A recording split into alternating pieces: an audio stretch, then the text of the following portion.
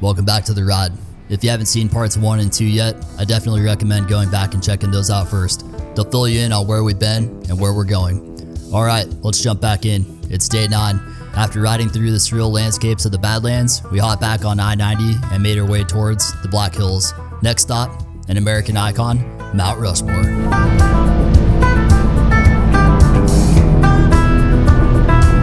Hello there, welcome to Mount Rushmore. Good call, babe. What? Good call.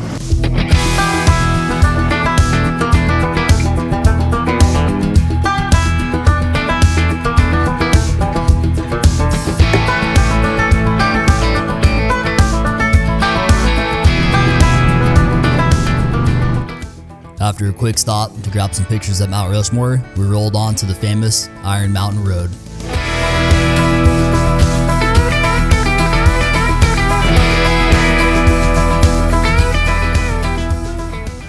Iron Mountain Road isn't just a road, it's a roller coaster built for motorcycles.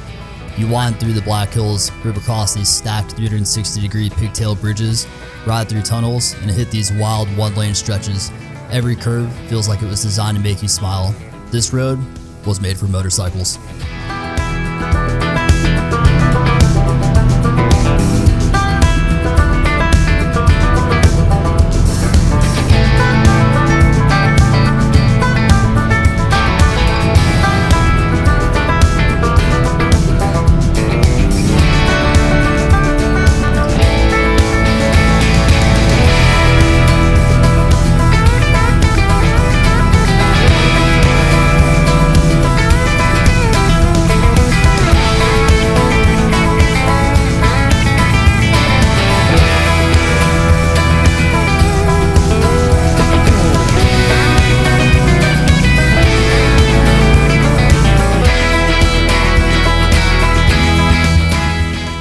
Iron Mountain Road was hands down one of our favorite rides of the entire trip. A lot of people asked us which was better, Tail of the Dragon or Iron Mountain Road. The easy answer, they're both incredible, and if you get the chance to ride them, do it.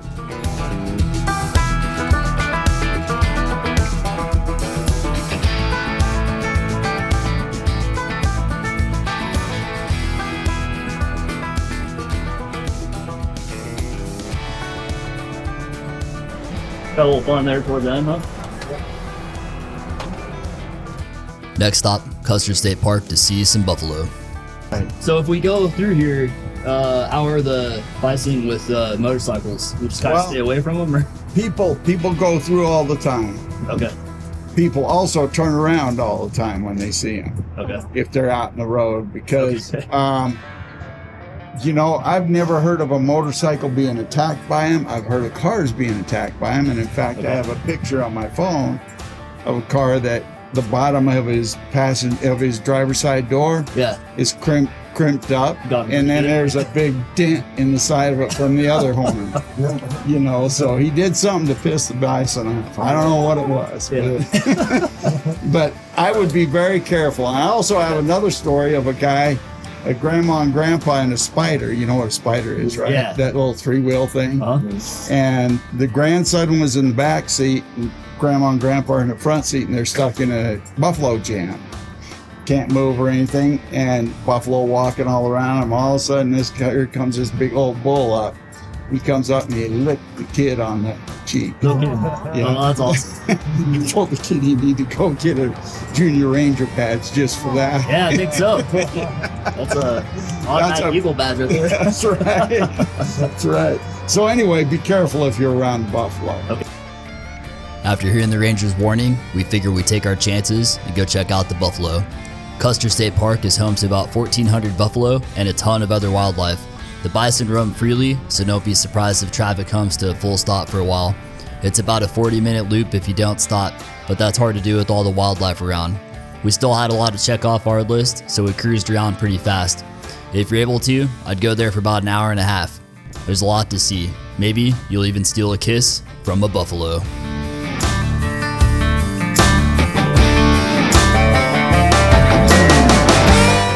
I'm just glad Lewis is the one wearing the red shirt. I don't know what they're gonna do about motorcycles. I guess we're gonna find out. They won't do it. I don't think they'll mess with them.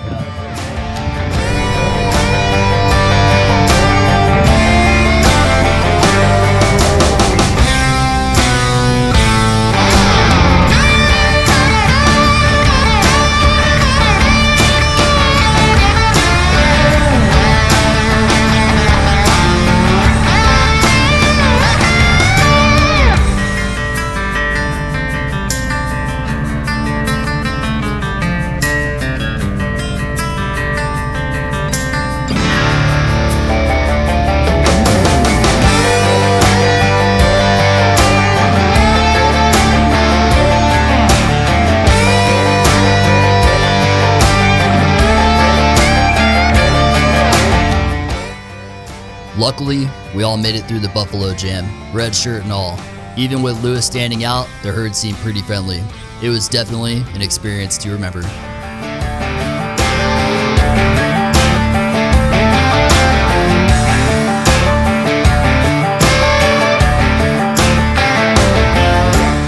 Our next plan was to ride Needles Highway. Built back in 1922 purely for the experience of driving it, it's another legendary road that demands your full attention. Corners tighter than 180 degrees, granite tunnels barely 8 foot wide, and curves that wind between towering rocks. It's motorcycle heaven.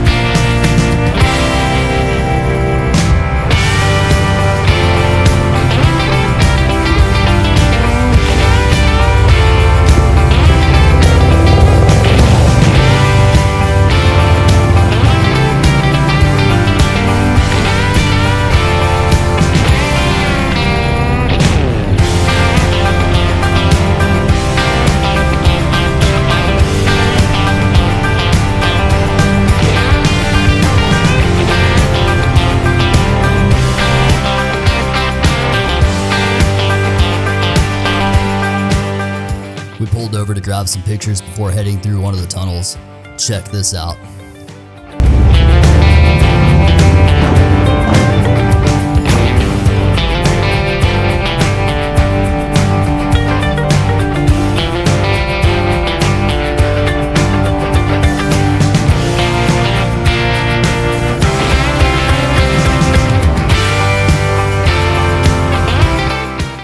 Needles Highway was hands down one of the top 5 experiences of the entire 10,000 mile trip.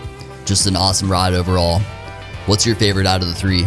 Tail of the Dragon, Iron Mountain Road, or Needles Highway? Leave a comment below. For me, Needles Highway takes the win. Our next stop was only about 20 minutes away, and at this point we're just trying to get there before it closed. Crazy Horse was our last stop before heading back to our Airbnb for the night.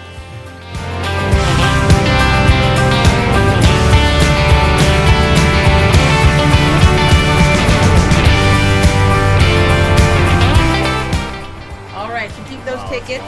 That'll get you both in. You should at least check it out. It's a beautiful museum. Okay, awesome. All right. Thanks so much. Have a good one. Appreciate it. Take it easy.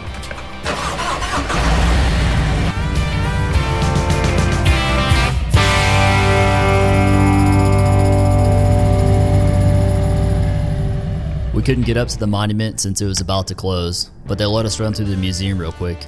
The Crazy Horse Memorial began back in 1948 and is still under construction today. When finished, it'll stand 563 feet tall, and even now, it's an impressive sight to see.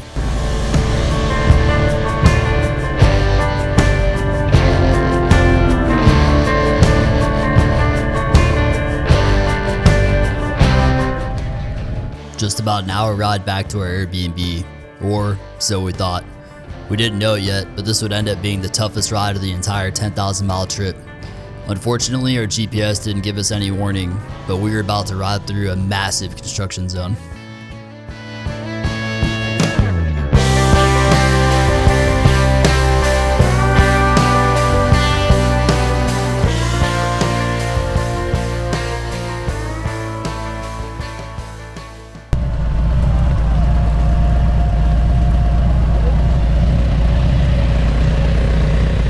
think I got a flat.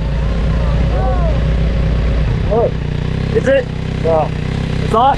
Yeah. God, I almost ate. It's so bad. So, as you can see, we ended up back on a dirt road. And to make matters worse, it had rained about an hour before we got there, turning the dirt into a slick clay-like mess. If you listen closely, you can actually hear it. It got so bad a few times I had to ask my wife Becky to get off the bike because I thought for sure I was going to dump it.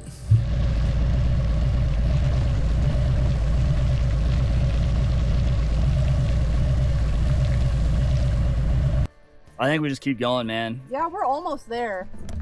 No wonder it's at a half hour. What?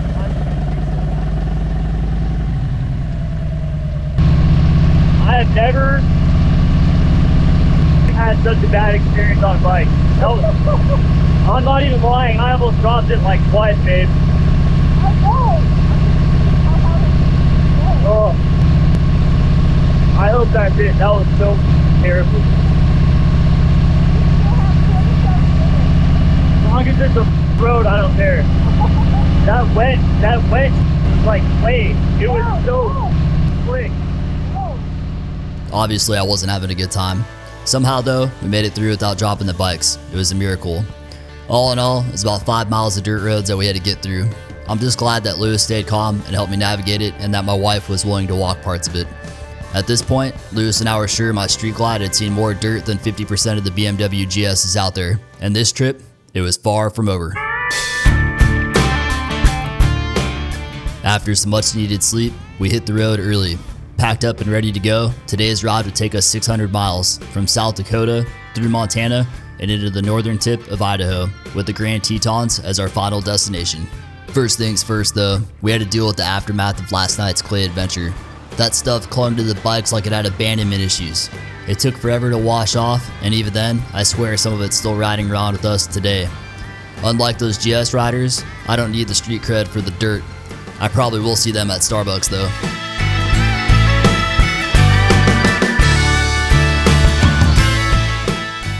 This has been our life on these long travel days. Quick rest stops, gas station food, and the kind of conversations only the road can inspire.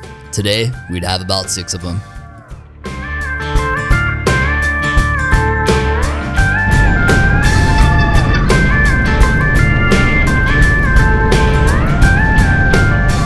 Most of the day was flat, straight roads, but once we hit Bozeman, Montana, the mountains came into view. From there, it was an incredible ride in and all the way through Yellowstone National Park. We didn't have time to stop at the park today, but we planned on riding back while we were staying in the area.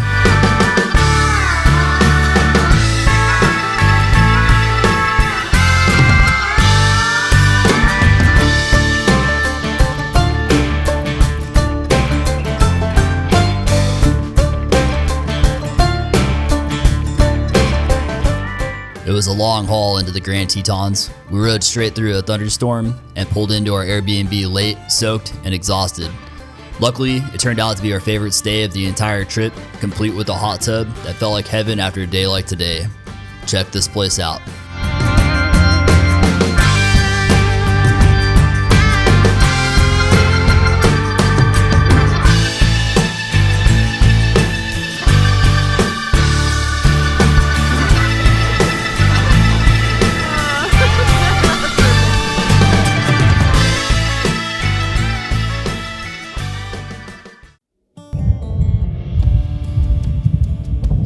Alright guys, that's going to wrap up part 3. I hope you've enjoyed the ride so far. Here's a sneak peek at what's coming in part 4.